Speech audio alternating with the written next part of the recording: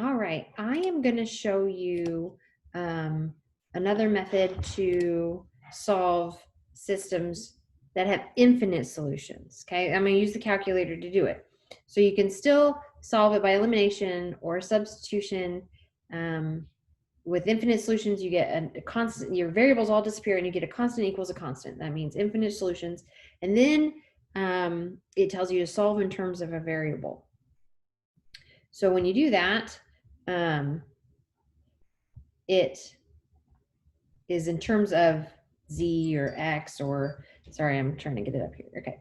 So on the front page of the notes, when we did elimination, we solved both of these problems. We did number 7. We get your variables go away and you get a number equaling a totally different number. So that is no solution. Okay, because 0 can never equal, let's see, what did we get? Actually, I got, well, when I solved it by substitution, I got negative 38 cannot equal 9, right? So I got 38 equals 9, not true, can't equal 9, so it's no solution. When you try to solve with your calculator and you type in your system, it will say no solution. So it's a fast way to do it. So if you're going to do that on a quiz and you're going to use your calculator to get the answer, you need to write what you typed in your calculator and how you got that answer, okay? Obviously, you're not going to show tons of work, but you need to say, okay, I typed this in my calculator. This is what I got, okay? I need to know you're not just using those apps that do the problem for you. I want you to be able to get the answer because, and the ACT and stuff, you need to. But number 8 on the front, we found that there was infinite solutions. And when we did it in class, I showed you to solve in terms of X. Well, our calculator will solve in terms of what it wants to, but when you do a problem in Big Ideas, it specifically tells you what variable. And so I'm going to show you how to convert whatever they give you into whatever variable you're supposed to solve for, because it will give it in terms of a variable, which is awesome. So again, I'm going to turn the calculator on. That's kind of important to be able to start. If I get back to my normal screen, okay, on, push the apps button. Okay, it is right here next to them. I keep pushing other things every time I turn the phone or turn it around. This apps button, it's right next to math. Push apps.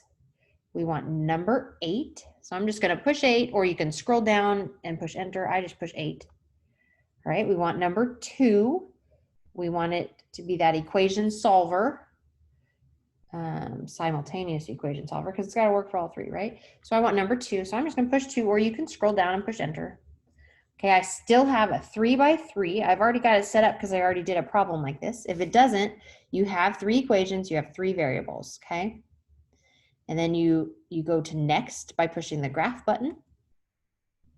And we type in the coefficients in front of everything. Notice I don't change my plus sign. In my equation here on number 8, it has minus signs. When I type those in, I typed them in as -2s. I like to leave the plus alone because it saves what you did. And so when you get back in there to do it again, and if you've changed those to minus, you might miss changing one of them back. So if you're just changing the number, it's really easy. Well, you've got to replace all the numbers anyways. So leave the plus signs, just it leaves less room for error later on, okay? So anyways, so I have all of this typed in.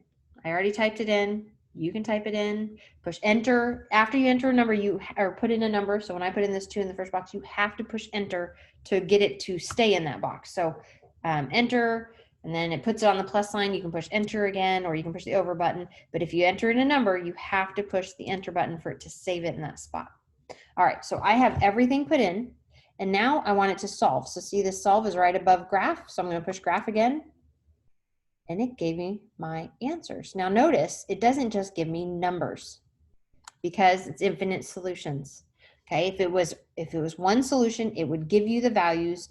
The X would give it a number, a Y would get a number, and a Z would get a number. But this gave me equations. Okay, it gave me in terms of Z, if you look at it. And you can tell it's in terms of Z because Z equals Z. Okay, if it said X equals X, it'd be in terms of X. So when I write down this answer, it tells me, okay, X is 6 minus Z, Y is 0, and Z is Z. Okay, so this is in terms of Z. So if the book asks for in terms of Z, it gave it to you. Now, if it says in terms of x, we can easily get back to that, okay? And if you were to type this in differently, you can also say negative z plus 6 for x. That's the exact same thing. It's just the order switched, okay? When you add, it doesn't matter the order. So if we want this in terms of x, if the book says in terms of x, it's not going to say in terms of y because y is 0, okay? It would be, well, I know that x equals 6 minus z, right? And if I'm solving this in terms of x, then I know x is x. Y is going to be 0 because it tells me it's 0, okay? But that means to get z, I'm going to solve for z in that equation. So I would subtract the 6. All right, so I get x minus 6 equals negative z.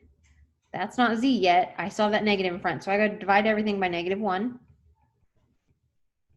So I get negative x plus 6 equals z.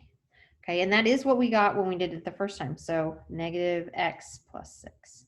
Or it could be a 6 minus x. It doesn't matter the order of those.